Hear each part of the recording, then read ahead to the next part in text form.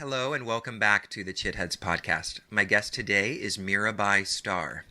Mirabai is an award-winning author of creative nonfiction and contemporary translations of sacred literature. She taught philosophy and world religions at the University of New Mexico, Taos, for 20 years and now teaches and speaks internationally on contemplative practice and interspiritual dialogue. A certified bereavement counselor, Mirabai helps mourners harness the transformational power of loss. Her latest book, Wild Mercy, Living the Fierce and Tender Wisdom of the Women Mystics, was named one of the best books of 2019 by Spirituality and Practice. Mirabai is on the 2020 Watkins list of the 100 most spiritually influential living people of the world. She lives with her extended family in the mountains of northern New Mexico.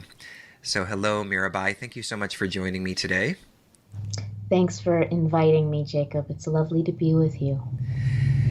So I was just, we were speaking just before we pressed record, and I was expressing to you how much I enjoyed and have been enjoying reading your book, Wild Mercy, which is just an incredibly beautiful book. As I was saying, I read a lot of books for this podcast, obviously, and I enjoy them all to varying degrees, but there are a rare few that are really written with the kind of poetic beauty and just, incredible skill of a writer and a poet that you bring to the writing of your books. And so it was such a pleasure to read. And actually, I haven't quite made it to the end of the book, but I am certainly going to after this. So it's, I just start off the interview by saying that those who are listening, this is highly recommended, a really, really beautiful book about embracing the divine feminine from the across all traditions, really, from Christianity to Hinduism to Buddhism and many different expressions of the divine. And so I want to talk a lot about that today, about the divine feminine as you explore it in your book. But before we get into that, I would love to hear a little bit about the story of your own kind of sadhana practice and kind of career as a writer and what has led you to this work and to this passion for the divine feminine. Where to begin? I think like you probably, Jacob, and so many people who are gathered around this little fire today, I think my spiritual yearning began at a really young age, and there were glimpses and flashes and fragrances of the numinous, let's say, from childhood. And so that's probably important to just mention right now. And then when I was 14, my first boyfriend died. So death, as it is for so many of us, became a kind of big knocking on the door of the heart and of the soul, really. And I lived in Taos, New Mexico. My family was part of the Back to the Land movement of the early 1970s.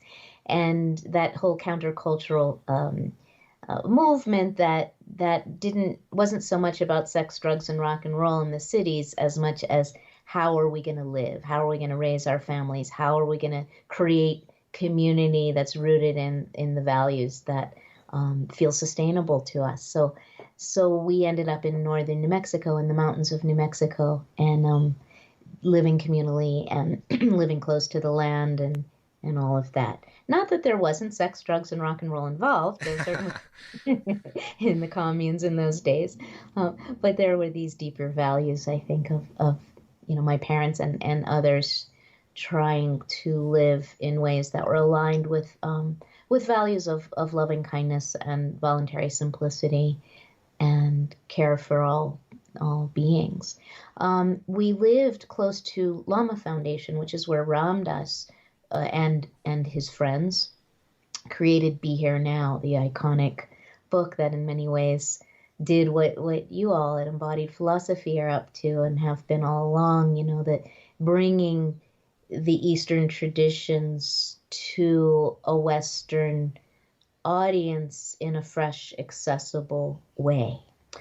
And so that was a big influence on my adolescence, that book and the convergence of Eastern and Western thought. Now, my parents were not only non-religious Jews from New York, but were really anti-organized religion.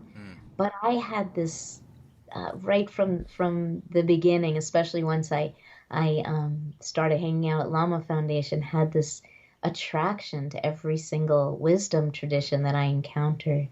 I never was willing to sign on with one of them to the exclusion of the others, exclusion being the operative word here, because simply because I didn't want to exclude any of them. Yeah.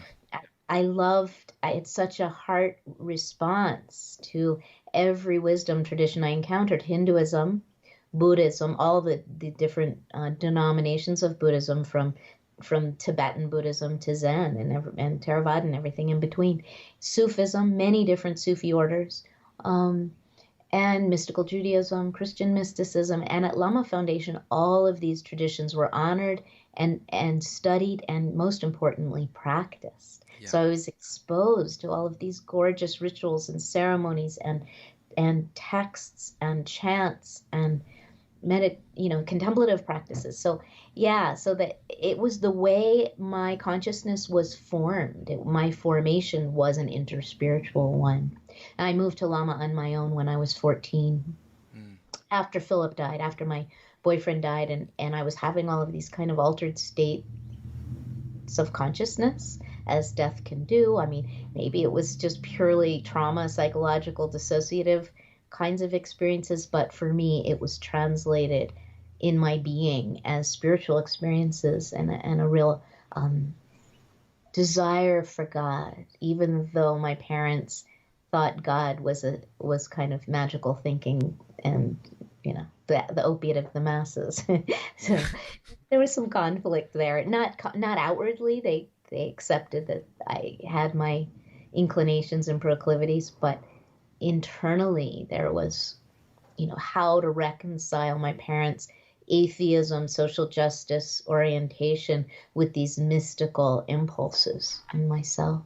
Yeah, that's sort of it's an interesting context. 'Cause it's sort of the opposite of my own, and perhaps a lot of people who are listening who they have a kind of they grow up in a sort of environment where the notion of God is contracted around a certain representation from a particular tradition, and then they go through a kind of grieving process when that representation of the divine dies for them in a certain kind of way. Like for me, that was very much my experience growing up in a kind of I've talked about this a lot, but just a quite rigid conception of Christianity that had a very, judgmental and sort of opinionated male figure at the helm, male God at the helm, and coming out of that and sort of finding the divine as expressed through esoteric traditions, contemplative paths, as just being a much more refreshing perspective. And so,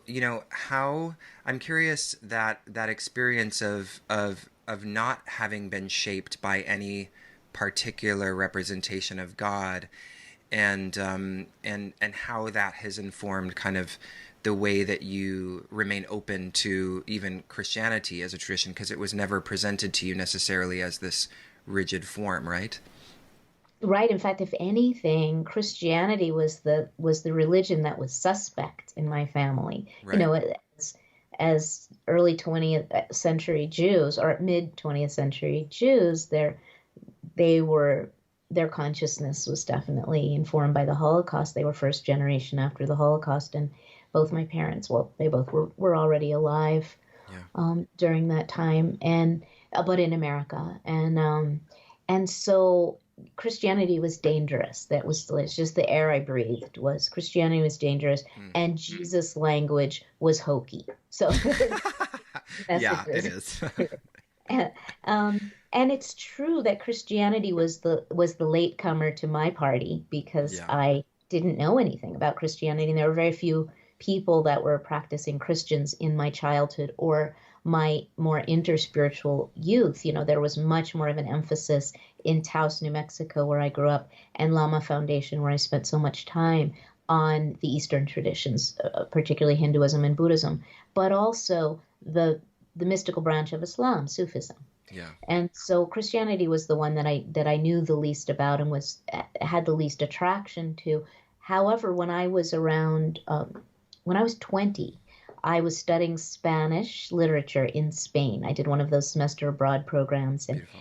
and I was reading the Spanish poetry, and that's when I encountered San Juan de la Cruz, Saint John of the Cross, and I just fell in love with him. I already was a follower of Rumi as a spiritual master. It's Yeah. Mevlana Jalaluddin Rumi, the 14th century Persian mystic, and when I read John of the Cross, he was the Rumi of Spain. He just exuded that same mystical, juicy, almost erotic, okay, not almost, erotic kind of love language with relation to God. And I just resonated with it so much, and reading it in the original Spanish was very powerful. And so that was my first introduction really to the beauty of Christianity. And through John of the Cross, I encountered Teresa of Avila, Santa Teresa de Avila, and then all the Christian mystics unfolded from there. I became a translator of the Spanish mystics, John of the Cross and Teresa of Avila, and that brought me into deeper and deeper relationship with Christ. And I began to develop relationships with a lot of kind of radical Catholics who were social justice Catholics and also loved the mystics. And that brought together my two worlds in many ways. But what was missing from this interspiritual um, experience, orientation, devotion, I would even say, and early on, I developed a very deep devotion to Neem Karoli Baba, Maharaji, who many people know as Ram Das's guru and also Krishna Das's guru. But what has started to happen, Jacob, is that I began to see that all of these spiritual traditions that I so deeply loved, and I had incorporated practices for many of them into my daily spiritual life, and even wrote about them and taught them, is that there were so still, even though they seem to be alternatives to the Judeo-Christian traditions, they were still deeply steeped in a masculine paradigm, what we might call patriarchy, although I try to use that word sparingly. And when that began to really dawn on me, that all of these traditions I loved, Hinduism and Bhakti Yoga, the yoga of devotion, even Advaita Vedanta, which was another path of Hinduism that was deeply resonant for me, Sufism, and all of the flavors of Buddhism, they all were rooted in a masculine paradigm, even at the same time that they were claiming to transcend gender. I mean, like, look at Islam. Allah is not begotten and does not beget. Allah transcends all such distinctions. And yet, Islamic language and even Sufism is rooted in God as He. Even God, even the whole notion of a personified deity is limited by this automatic kind of default masculine concept. And so I have been in the last few years trying to reclaim the feminine across the spiritual traditions. And that's what brings me to you, or Yes, you to me. exactly. And I'm glad you very smoothly moved right into this topic, because that was what I wanted to ask next, is really the distinction, which you're already starting to talk about, between the masculine approach and the feminine approach. And so I just want to maybe dive a little bit deeper into that, and ask you to perhaps unpack just a few other features of what the feminine approach is really about, and how it contrasts with this kind of masculine, opting for transcendence being one of the characteristics. But yeah, just a little bit more about the distinction between the masculine and the feminine approach to spirituality.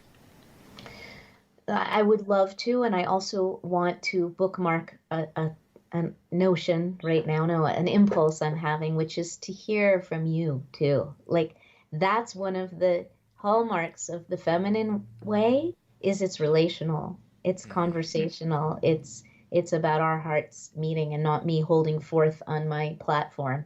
So I'll hold forth for another minute or two, and then I would love to hear some of your reflections. And I know your listeners are familiar with your story, and yet I would love to hear in relation specifically to this question, Mm. how that is for you, Jacob.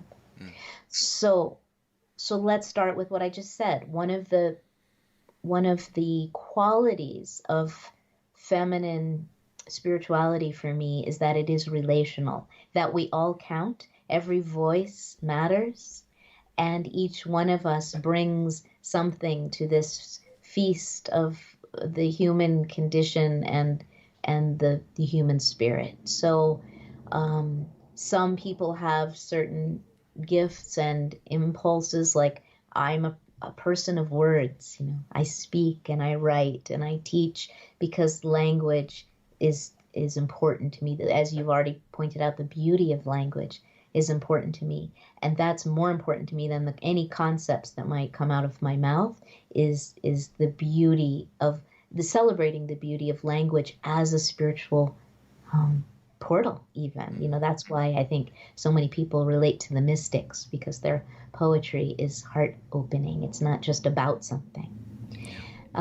So you also mentioned, I think, one of the most important distinctions between masculine spirituality and feminine spirituality, which is the masculine paradigm emphasizes transcendence, that this world is somehow an illusion to be from which we need to awaken, and spiritual practices are those bells that wake us from the illusion of separation, which is beautiful, but that somehow that whole way of looking at the universe and reality encourages us to see our bodies embodiment and the earth and human relationships as illusory, that and something to be moved beyond. I mean, Plato in the allegory of the cave, an early Greek thought, asserted that this world is a shadow play, and that the wise man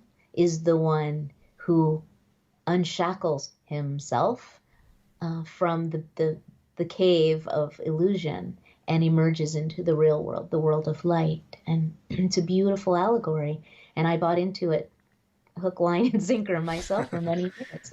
But what that does is it ends up disparaging embodiment and bodies, and women and women's bodies are often become the problem to be solved and to be moved beyond. Sexuality, desire, all of these things are seen as dangerous. And the feminine is rooted in the body, is rooted in relationship, blesses every particle of creation as being the very dwelling place of the divine, that it's all sacred.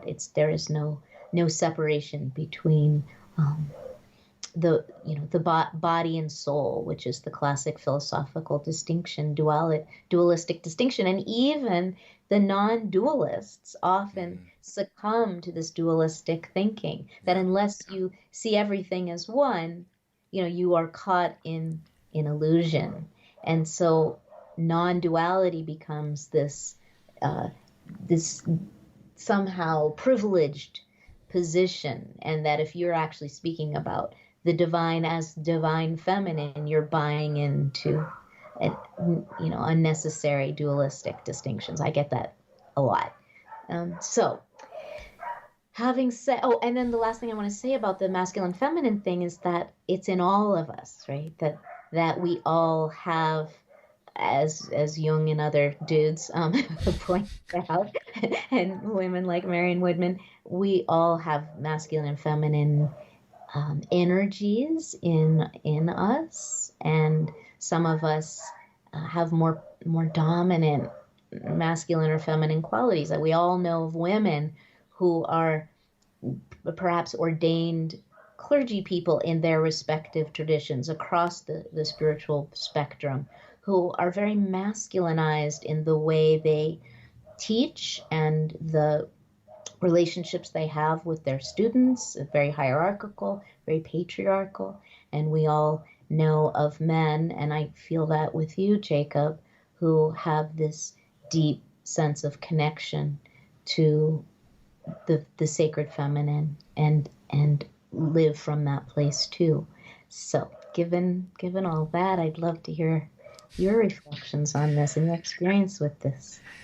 Yeah. Well, I appreciate what you said about the the relationship, and one of the things I wanted to talk to you about, the relationship between the devotional and the non-dual. I That was like a moment in your book where I was like, "Thank you." I was so kind of refreshed to read that, and it reminded me actually of a question that someone asked me very recently. We were doing an immersion for the end of our yoga philosophy program, and one of the other faculty members was curious how I thought that being a kind of devotional practitioner could be held within the sort of spiritual format of Shaiva Tantra or Shaiva Shakta Tantra, which is kind of the path I practice generally speaking, and oftentimes sort of the philosophical lens that I look through, which is also, as I'm sure very conducive to the way that we're talking about the divine as being something that kind of transcends the specific kind of incarnations of world religion, or something that is also imbued in all of them, we should say, so that I can avoid using that transcendent term. But and for me, I think I did have this moment where that felt problematic, and I sort of thought that bhakti was sort of a sort of lower step on the totem pole. But I've realized actually in my own practice that it's at different times. It's like I want to play at different spiritual roles.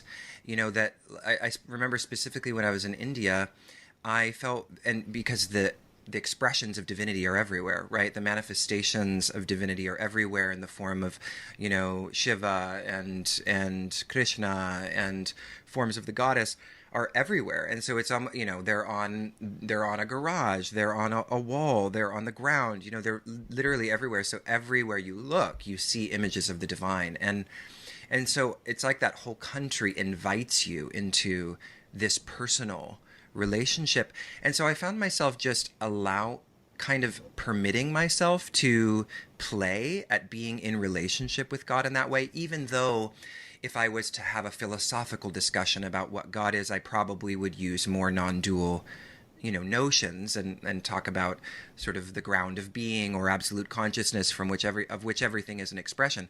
But in that moment of being in this country, being in this place, being on the earth, it made God feel so much more intimate to me to play with the divine in that way. And it was really interesting, actually. I've talked about this with friends, but I've never talked about it on the podcast.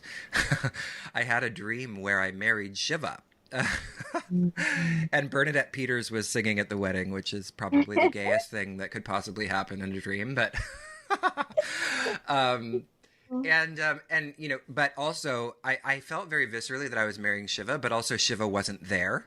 Like Shiva was, just emptiness, which of course makes sense given kind of the symbolism of Shiva and what Shiva represents.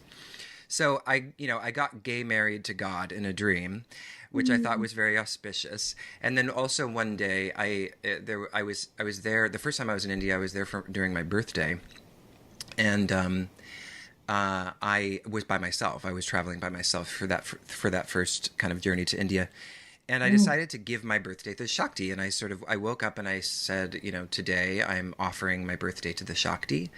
And I went to several temples that day. That was all I did.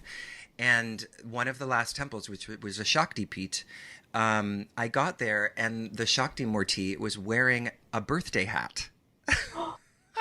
Wow.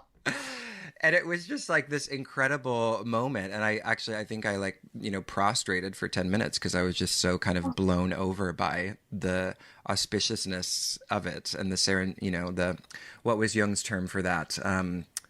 Synchronicity. Is that what it Yes. is? Yeah. Yeah. Yeah.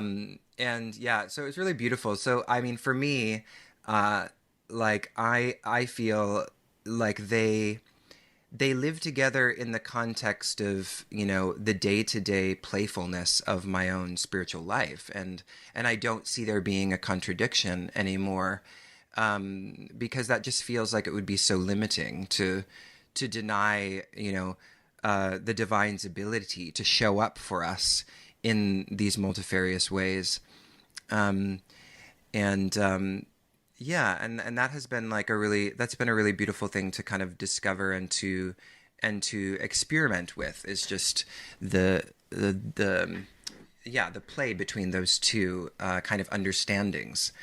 Yeah, so that's what sort of emerged for me as you were talking about that. Oh, I love it. I'm so glad to hear it. And that is just common sense too. Like that's another aspect of the feminine. Philosophy, whatever. It's like what works, what resonates, what is true in your heart, and rather than limiting yourself to some or some prescribed philosophical system. I have a background in philosophy. I taught philosophy at community college for many years, and I was trained in that kind of white classical male philosophical tradition, which I rebelled against every step of the way, because it what is true is not necessarily um, what resonates with a particular system. Hmm. And a lot of religions are logical systems. They do require leaps of faith and a good degree, let's just admit it, of magical thinking. Yeah. But that they are logical systems. And if you pull one card out of that what's that called? House of cards, then the whole system it can come tumbling down, which is why we hold on so tight sometimes, because deconstruction is scary. Like you talked about it with your Christian upbringing there, and many people experience this. Many people who are listening have been through that deconstruction phase, as Richard Rohr calls, well, he calls it order, disorder, and then reorder. Yeah. And disorder phase is kind of it's can be really scary, because it's like if you question anything, then the whole thing is can come tumbling down. So, but the feminine says, look, like you, Jacob, sometimes my heart is touched, or I feel this playful urge to relate to the great mystery, to the ground of being, to ultimate reality as Krishna, as Shiva, as the mother, as Ma, and as lover, beloved, mother, whatever it may be. That intimacy is a way to transcend the intimacy. I guess the feminine for me is rooted in paradox and ambiguity as good things. Hmm. It's like paradox is not a problem. It's Yeah. it's an expression of reality. Ambiguity is the mystery. It's the dark. It's the dark feminine. It's the space where we actually flourish. Yeah. And so all of these things can be true at once. I do a lot of work with bereaved people, and I have, what I've noticed and what I try to affirm for grieving people is that many things can be true at the same time. And when your heart is shattered by loss, that's even more the case, Yeah. that you can hold seemingly contradictory propositions, like, for instance, this sucks, I hate it, my child is dead. What? And I am suddenly glimpsing the perfect architecture of the cosmos, and see how she lived exactly as long as she was meant to live, and how she is available to me now in this new way beyond her body is also perfect. And I hate this, and I want my child back. All of it is true at the same time. Or my lover left me. This is terrible. I No one's ever going to love me again, and I now have this relationship with myself that I could never have dreamed about when I was in that relationship where I wasn't seen and valued. So all of these things are true at the same time. The Mm. devotional impulse and the non-dual understanding. And they you use the word play. There's this kind of love play between non-duality and devotion, at least in my life, where when I am doing a devotional practice, say chanting, which I love, sacred music of any kind in all traditions is deeply important to me. So I will be chanting, say I'll be doing kirtan, and I'm deep in the warmth of that devotional practice. And eventually, that warmth of the practice, that love, melts the boundaries of my heart. And for a few blessed moments, I am not a separate self anymore. I experience, it's not a philosophical notion, I experience my felt connection with all that is.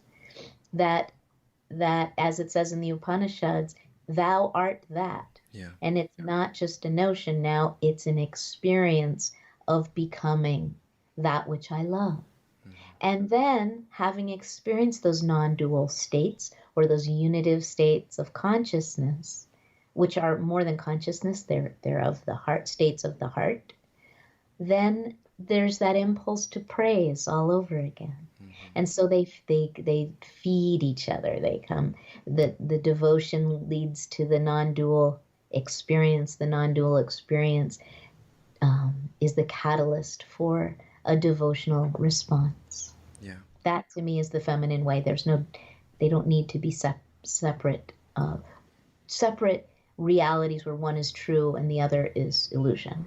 Yeah, that also seems, one of the things that I was thinking about when you asked me kind of what I thought about the feminine is that it's the way that you describe it. It seems very aligned with kind of a queering of spirituality in a certain way, and by that I mean we're getting ready to publish this issue on queer dharma in a couple months, and so I've been thinking about this, and I want to write an article about how God is queer, and Right. and by that I mean non-binary, right? That ultimately, that even the feminine as you're in kind of invoking it, also is sort of the source of the dissolution of these strict categories, and we could say that even the idea that there is this kind of hard separation between masculine and feminine is the result of a patriarchal kind of blueprint.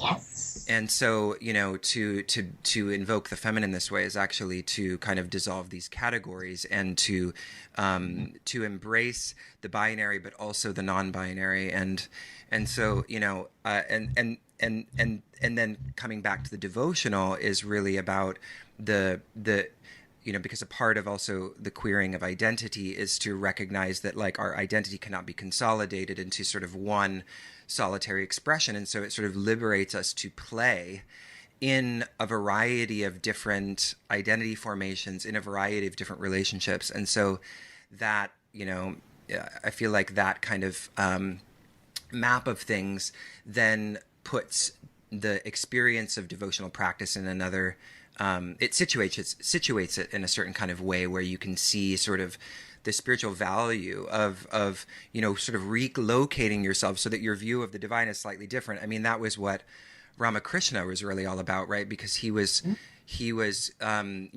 dressed in drag so that he could embrace Krishna as a woman. Like it was just this incredible kind of subverting of these contracted forms of identity, which are really, as so many of the traditions say, the obstacle to illumination. I love that so much, Jacob. This is so beautiful. And you've just given me something, a piece that I think I needed in my whole way of trying to convey what I mean by feminine qualities. Mm. It's really non-binary qualities that I'm speaking of, what you call the queering of the Dharma or the queering of the divine. I think that's really what I'm after. Because it's exactly as you said, what I'm interested in is dissolving those distinctions that bind us and trap us and keep us from a direct and loving relationship with reality, with the divine. So I can't wait to hear more about I'd love to see what you write about this. Yeah, absolutely. I'd love to share it with you and get your thoughts. So one of the things I wanted to ask, I'm just curious about what you think about this, because one of the things that comes up sometimes in conversations is that there's a newer, I don't know if it's new, but there's what we could call the kind of talking schools, and then the sort of practice schools, or the schools that, and I'm not naming any in particular, but schools that sort of think that it is sufficient to simply kind of postulate the non-duality or the oneness of everything. and that is sort of enough, right? That as long I know intellectually that I am one with everything, and therefore that essentially acts as affirmation of everything, including anything that I want to do from here on out. Whereas I think another side of this would be that that we need more, we need practice, we need sadhana in a certain kind of way to dissolve whatever limitations are inhibiting us from accessing that mode of perception. So I'm curious because I guess in inviting in every spiritual tradition's perspective and practice, we might have that. We could potentially fall into that pattern of digging too many holes to China. Do you know that expression? I'm Whereas sure one of I've the arguments written for about it. sticking with what's that? I've written about it Oh, a lot. great. Yeah, So then you have something to say about this, I guess. I sure do. Not that I know the answer, but and in fact, I think it was Ramakrishna who said, trying to get to God um, through all practicing many different religions is like trying to get to water by digging many shallow wells. And I Yes. love Ramakrishna with all my heart, but it's like I really wish he hadn't said that because there is this, I think, very patriarchal message, not that Mm. he was necessarily giving, but that people who have taken that on say, um, which is that if you have a heart like mine, and like many of you who are listening, which I would call an interspiritual heart, like this is just your constitution. This Yeah. that's the beautiful thing about Hinduism is it affirms that different people have different temperaments. Yeah. My temperament is obviously interspiritual. It's always been that way, and every time I've tried to pick one tradition and quote go deep, I feel trapped and I feel like I'm violating a covenant with my beloved by putting my beloved in a box is how it actually viscerally feels in my body. And so okay, so I have an interspiritual heart, and that's the way that is. That does not preclude depth. So I had to like wrestle with that messaging that I started receiving at a young age, even at Lama Foundation, where many different spiritual practices and paths were honored. Um, Usually there were people who represented one particular tradition there, and all of us lived together and all of us practiced together and shared what we loved about our traditions. But there were always people who were adherents to their particular spiritual traditions who would take me aside as a young girl and say, it's great that you're doing some Sufism here and some Buddhist practice there, but you need to pick one. It doesn't have to be mine, but you really eventually a mature spiritual life Wow. will involve picking one. And so I always felt like a failure and that I was somehow superficial. I was a dilettante. I was a spiritual dilettante, dabbling in this and dabbling in that because of my unwillingness to commit and go deep. And it was only in my adulthood that I really began to come to grips with the fact that I had been having deep, powerful, transformational spiritual experiences all along in multiple spiritual spaces. When I would do zikr in the Sufi tradition, my heart would fly open, and Allah was the heart itself was the very embodiment of the spiritual heart into which I melted. And then the next day I would be, reading some ancient Tibetan text and chanting Om Mani Padme Hum, and it would happen all over again Mm. there.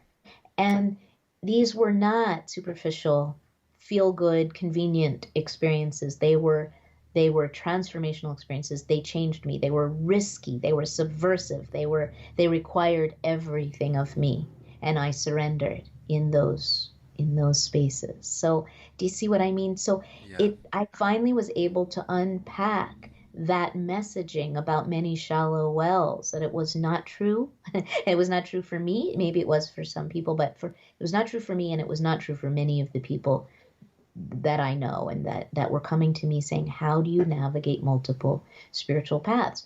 The truth is that my sadhana does involve probably 4 or 5 different spiritual traditions on more or less a daily basis. And then seasonally, like right now in the Jewish tradition, we're entering into the period of the High Holy Days, and that becomes all consuming for me. I am completely dedicated, at least in those 10 days, the so-called days of awe between Rosh Hashanah, the New Year, and Yom Kippur, the Day of Atonement. Those 10 days of awe become a container in which my soul is completely reorganized, recalibrated, and turned inside out. And it's scary and it's hard and it's beautiful. And that I bow at the feet of my ancestral tradition of Judaism for offering such a powerful container for spiritual transformation. I have a relationship with Neem Karoli Baba. Every day of my life, that devotion is alive in me. His pictures everywhere, and so on. So the point is that it's all alive and it's all simultaneously true, and all of those traditions marginalize the feminine, and it requires a lot of work to excavate the very intentionally buried voices of women and feminine wisdom teachings across those spiritual traditions and lifting them back up. You know, when I wrote Wild Mercy, it was a chore. It was a lot of hard work to find there. It's there, but it's definitely the feminine wisdom is buried on purpose. Yeah. Wow, that was a really beautiful, like, I'm really glad I asked you that, because I feel like that was a really beautiful way of speaking to the other side of this kind of, issue, if you want to call it that comes up a lot with and what I kind of hear you saying. I was sort of having this thing come to mind of just that there is an interspiritual well that runs very deep, Yeah. that is just as sort of, significant and fruitful. And also you mentioning that to affirm the significance or importance of that is also to affirm a particular temperament that a lot of people share, and a lot of people who, can't feel at home in the sort of, kind of confines of one particular expression. So yeah, it's beautiful to kind of affirm that. I wanted to ask you, you bring up cultural appropriation in your book, and it seems, this is obviously a hot topic right now, and there's lots of different, I feel like there's a lot of misunderstandings of what it really is, and then there's lots, and then there's some really, kind of important perspectives on the whole thing, one of which you talk about in your book about kind of respecting the source of traditions. But as you were describing the interspiritual path, it seems like one of the ways that cultural appropriation is sometimes unpacked and defended is to sort of suggest that one can't be an interspiritual practitioner, that actually it isn't, and I feel I resonate with a lot of what you're saying too. I take a lot of inspiration from different traditions, even though I practice one kind of school of meditation, but I don't negate any of the others. But it seems like, there is this idea that as sort of white people, we are not allowed to, or as a person of a particular kind of cultural position, one is not permitted to practice something that comes from another tradition. And so that, to me, and I imagine you feel the same way, it represents kind of a sort of misunderstanding of the stakes behind this issue. So I'm just curious what you think about that, and how that question, I imagine, has come up for you in your own work and in your own kind of relationship with your practice and the teachings themselves. Oh my God. This is so up for me right now. So I've been speaking and teaching and writing about interspirituality for, not that long, maybe 15 years, I would say. Maybe whenever God of Love came out, that was 2005 or something. And, really speaking to the people like me who have that interspiritual inclination. And by the way, I have to say that at the same time that I affirm my own interspiritual nature and yours, whoever's, I also am deeply grateful to the people that I call the keepers of the jewels. Yeah. The ones who are deeply rooted in a particular tradition, and I am so grateful that they are keeping and safeguarding what is most beautiful and life-giving and transformational in their own tradition. Now, I have had to really grapple with interspirituality and cultural appropriation, and take responsibility as a teacher and a writer for blithely encouraging people to help themselves Yeah. to the spiritual treasures of other cultures. Like, yes, you have an interspiritual soul. You have a right. In fact, this is your birthright. I've even used that word.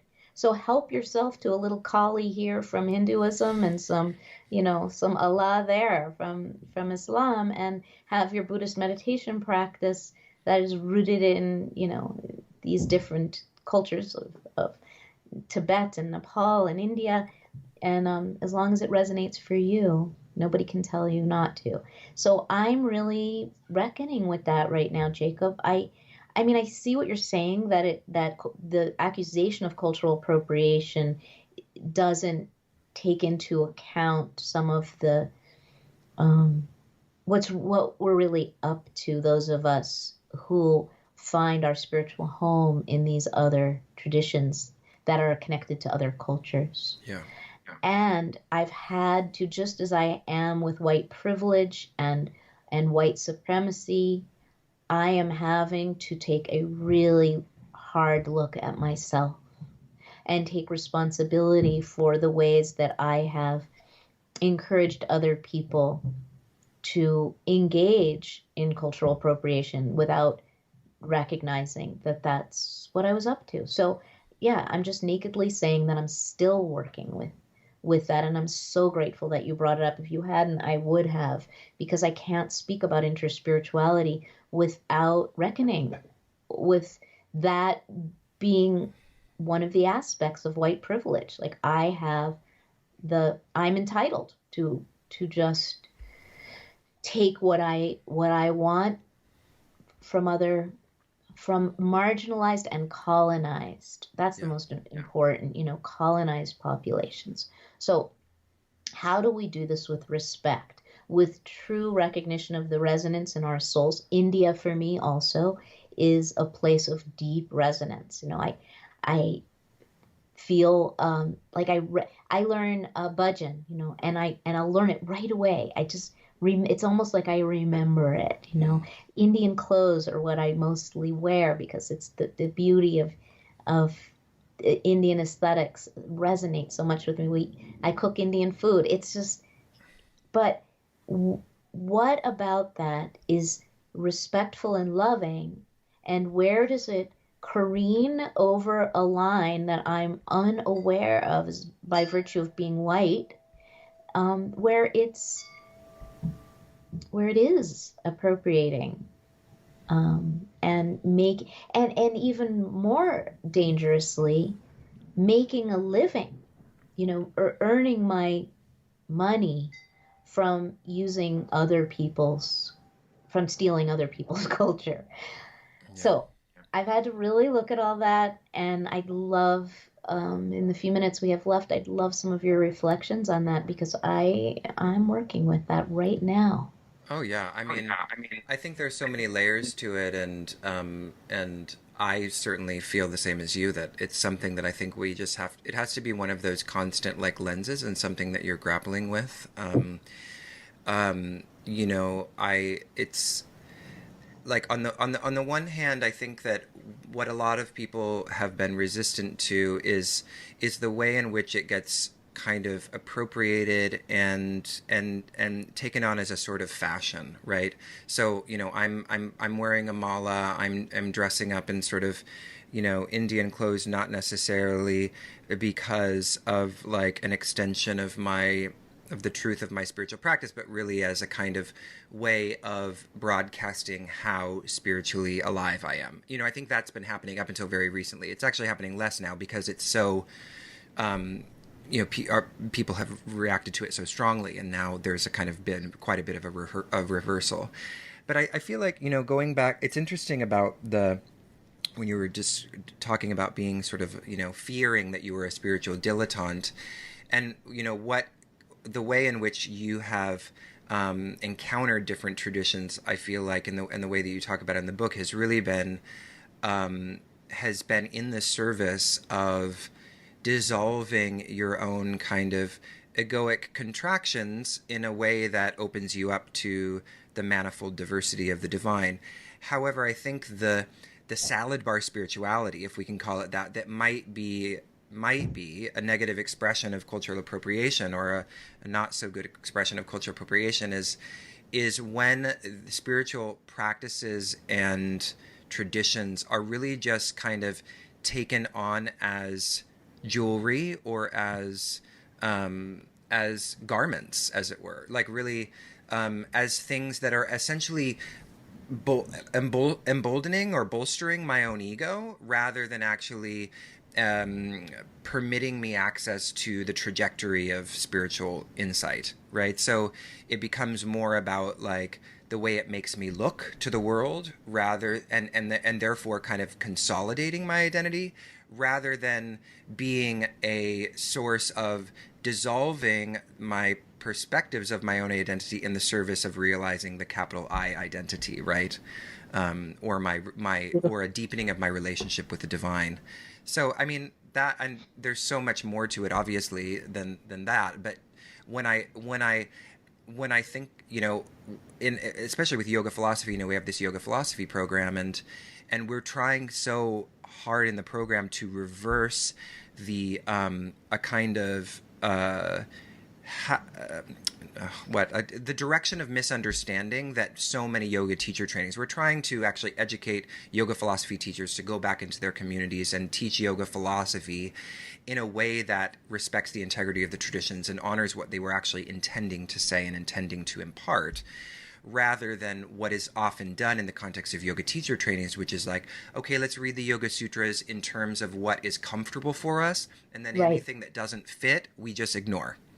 And that to me is really an example of where we are distorting the intentions of the yoga tradition to kind of bolster our own kind of new age conceptions of everything. So those are just Beautifully kind of. said. Beautifully said. So using whatever spiritual traditions that we happen to be connecting with as ornaments to make ourselves look good, feel good, out of convenience and comfort, rather than engaging them as technologies for Yeah. transformation, which often requires being very uncomfortable and coming undone and taking risks. And yeah, I think that we do that every time we speak about privilege. It's the difference between performative activism Yeah. and true willingness to be transformed and be an instrument of transformation of society. Like to dismantle structural racism means we have to dismantle it in ourselves first, and then really show up and take risks and be uncomfortable and be messy and look like an idiot and all the things that white people are afraid of often in these kinds of spaces. That we have to not do it. We have to be willing to not do it right, to make Yeah. mistakes, to not look good, and it's performative activism does nobody any good. In fact, it's counterproductive. If But when we are really willing to put ourselves on the line for the well-being of all beings, then that's when we are really showing up for our prophetic task in this world. So I think it's the same with spirituality. It's performative versus transformative, maybe, and that's what you're getting at here and saying so beautifully. I hope you write more because you are really good, Oh, very thank you. articulate, very wise. Thanks so much. I appreciate that affirmation, especially as I sit. I'm working on developing a writing project, actually on queer spirituality right now. So I take your affirmation as fuel. Not that you need it from me, but I'm happy to give it. Thank you so much. So I want to talk, before we're getting kind of towards the end. I've had so many things I wanted to talk to you about, but I guess we'll just have to save it for next time. And this has been such a delight, and I really appreciate you. I actually tend to kind of avoid talking about myself, because I think one of the reasons why people say I'm a good interviewer is because I usually try to deflect from myself by asking lots of questions. So I'm glad that you're actually enacting what you are talking about in the book, as with conversation and community, and really kind of pushed me to talk about some of these things and asked me questions, because it really shows that you're really practicing what you're preaching here in this beautiful book that you wrote.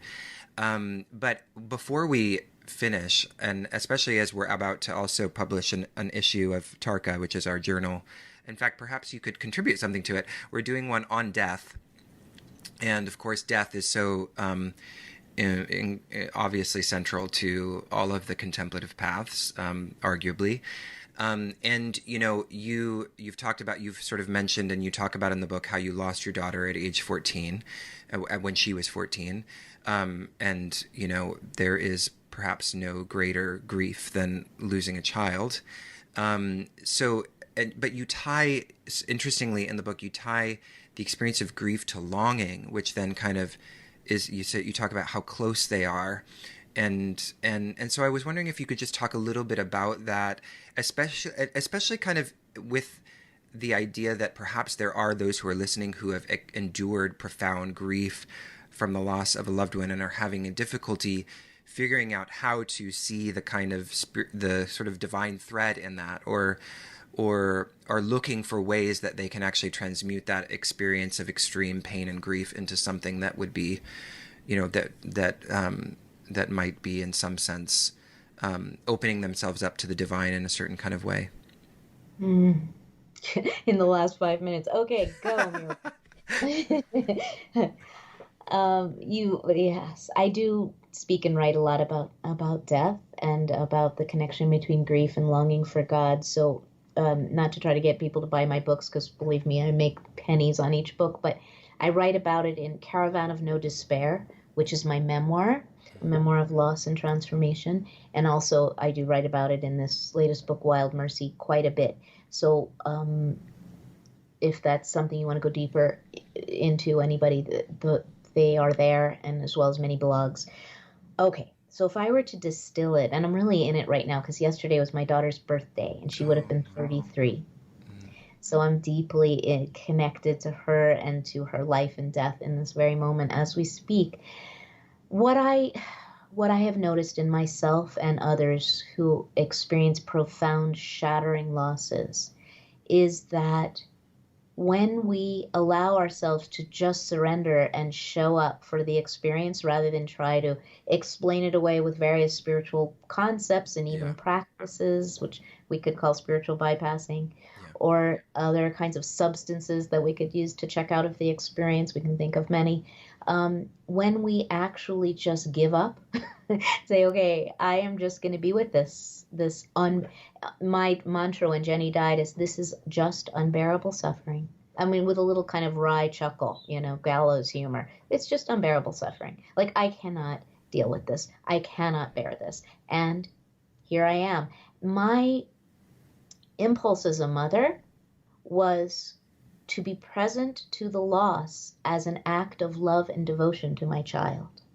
I'm not going to turn away from this, Jenny. I am not going to turn away from this experience. I am going to honor you by being present with my shattering, with the impossible pain of losing you as an act of love. Like, I'm going to stay right here. So that's what got me to do it, not some kind of spiritual flexing of my muscles, like I can endure this. I have enough spiritual practice under my belt that I can do this and not turn away from this fire. It was the opposite of proving something. It was surrender. It was surrender in love. But what I noticed is that in the fire of grief, there was this sense of yearning, of burning yearning, that was very much like the early experiences on my spiritual path of longing for God. That somehow my grief for my child, and I've had many deaths in my life, many significant deaths. That one was in a universe of its own, but I was familiar with loss for sure. But that they inhabited the experience of grief, a similar territory or terrain in my heart as my love longing for God always had, for God who I no longer believed in intellectually, as a personified dude. this this yearning for union was the same kind of space in my being. And so in many ways I had covered over my adolescent love longing, my Mirabai. Mirabai, I was given that name by Ram Dass when I was 15, because I was in a play where I played Mirabai in a school musical. That's the kind of school I had. Oh, And wow. It's Mirabai amazing. was devoted to Krishna, in love with Krishna, longing for Krishna. And so death and loss has reconnected me with that initial, very pure longing for union with God. And so I paid attention to that. I noticed it and I showed up for it, not as not with a desire to cure it. Like this love longing wasn't a malady that could be fixed with the right spiritual medicine, but rather was a sacred space in itself that invited me to enter. And so grief and loss has been that portal for me into that sacred space of love longing, again, not as a problem to be solved or a pathology to be cured, but as a sacred reality to be sat with, Hmm. to be bowed at the altar of. That's about all I can say in just a few minutes about something that is That's so huge. really Yeah. kind of the essence of my life's work. Yeah. Do you think is this longing something that on one level, it seems like this longing is absolutely fundamental, and it also gets manipulated by things like social structures like capitalism that say you can resolve this longing with this thing or this thing or this thing, or Right. and sometimes I talk about this, that it seems like in our culture we have replaced, in our secular culture. Of course, there are many of us who are not, have different conceptions of divinity and relationships with God in various ways. But in the secular expression of our culture, it seems like, and I'm wondering if you agree with this, that we're trying to close the experience of longing with romantic relationships in various ways, or relationships in general. That there's this kind of impulse to stop the longing, and rather than to kind of relax into it or surrender into it. So I'm just curious. These are just kind of thoughts that are coming to me. I'm curious if that resonates with you at all. Yeah, and I write a lot about that in the chapter on love and sexuality in the book. Um, yes, so it goes back to what we were talking about earlier, Jacob, that when we are being spiritual dilettantes, using the different spiritual goodies to make ourselves feel good and comfortable and bolster our ego identity rather than to dismantle them, which is what they were designed for. Yeah. It's the same thing with longing. When we can show up for that longing and sit with it and be with it, then transformation can happen. Then alchemy can happen. Of course, the paradox is that we can't do it so that we will be transformed. Right. We do it, it is surrender. We have no attachment to the outcome, as Krishna says in the Bhagavad Gita. We do it without attachment to the fruits of our actions. We show up without any expectation. John of the Cross calls it the dark night of the soul, that fruitful, holy space of radical unknowing.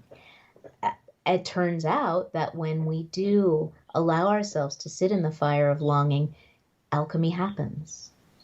Transformation unfolds. But we can't make a deal for that. And so how does that relate to romantic relationships? Well, in my case, it took me a long time and a couple of marriages to get there. But what I have noticed is that being in a solid, loving, healthy relationship, which I am in, frees me to have a fiery, intense love relationship with the divine. It's like I'm rooted and safe Mm. in the garden of my marriage. And from that place of security, I can fly into the arms of the beloved. And my husband, in my case, is not threatened by that. He loves that about me. But it took me several decades of foisting that love longing onto potential romantic partners, and that did not go well before I was able to cultivate that direct, intimate relationship and at the same time um, tend a garden of marriage that became the the sanctuary, the refuge from which I could engage in a radical, dangerous, risky, transformational love relationship with the divine. Wow, so beautifully said. Thank you. I'm still looking for that garden. Yes, honey, may you find it. May you find each other. Yeah, I hold out some hope for that at some point along the way. So this has been absolutely wonderful. Thank you so much, Mirabai, for sharing your time and your wisdom and your beautiful writing. I mean, one of the things I wanted to talk to you about, but we can talk about next time, is the role of creativity in spiritual life. And you obviously are just a walking, embodiment of that.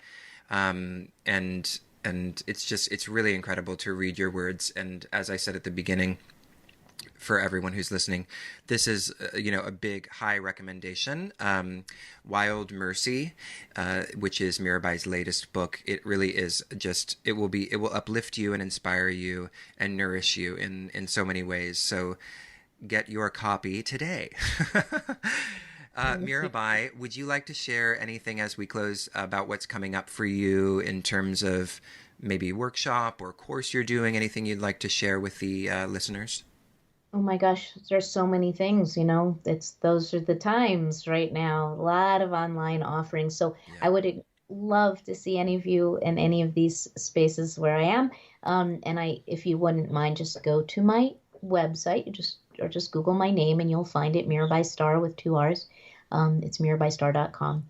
And there are a lot of events coming up that I'm really excited about. I'm doing an online writing workshop, writing your story of loss and transformation, Mm. teaching a unit on death and dying at SAND, Science and Non-Duality Conference, doing a 5-week course through the Rose Center on subversive women. I think I'm calling it Holy Troublemakers. And so Yes. lots of different things coming up. Amazing. Yes, and that's mirabaistar.com, and then there's an events page /events. Yeah, the October course, I'm looking at something here now, online series you're doing called Holy Trouble, Revolutionary Women Across the Spiritual Traditions. So that certainly sounds like an amazing experience. So check that out. Thank you so much, Mirabai. It's been an absolute pleasure. Yes, well, you are a wise and beautiful being, Jacob. It was a joy to speak with you, and take care, everybody.